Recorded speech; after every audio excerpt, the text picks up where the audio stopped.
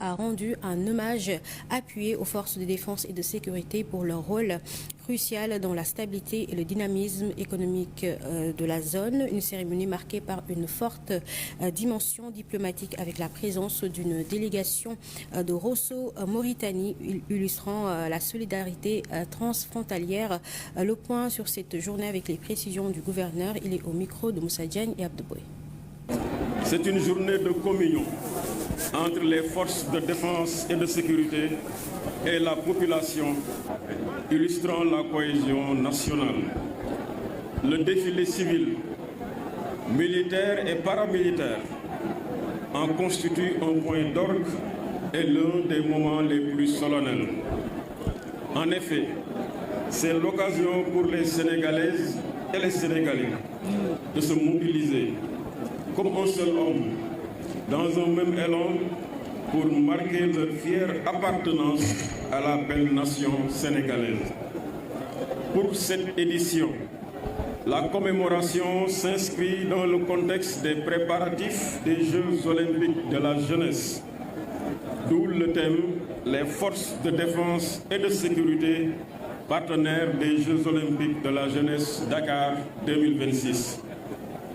L'esprit des JOJ Dakar 2026, premiers Jeux olympiques sur le sol africain, est celui de la célébration de la jeunesse, de la culture et de l'innovation, porté par la mascotte Ayou, symbole de la fierté sénégalaise.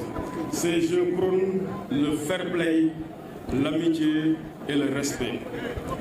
Notre armée nationale incarne parfaitement ces valeurs et réaffirme à travers ce partenariat son soutien constant aux actions de la communauté conformément au concept armée-nation.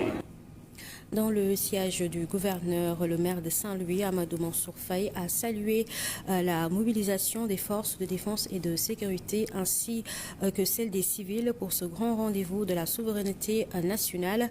L'édile a profité de l'occasion pour poser un jalon important. Il souhaite voir la vieille ville abriter l'édition 2027, lançant au passage un appel au chef de l'État pour le développement de Saint-Louis. Nous l'écoutons.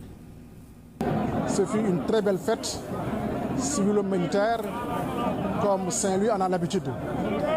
Vous savez, Saint-Louis est une ville qui fait partie des premières villes du Sénégal à avoir accueilli, disons, une garnison.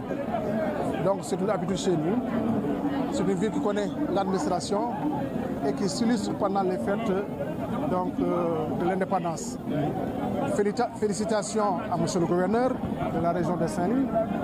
Bonnes félicitations aussi au colonel Samassa, mais surtout à l'ensemble des écoles et organisations qui se sont défilées devant l'assistance.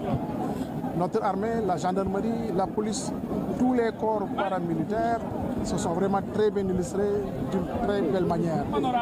Et c'est l'occasion pour moi de profiter de cette occasion, en tout cas pour un vœu, un souhait.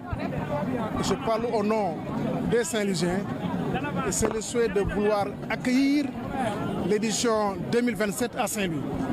Et la ville de Saint-Louis est prête à accueillir les festivités du 4 avril 2027 à Saint-Louis. Et c'est un vœu que je lance à l'endroit de M. le Président de la République qui a magnifié de sa présence les festivités à Thiès. Et normalement, ce sera le tour de Saint-Louis en 2027 et le souhait de tous les Saint-Louisiens.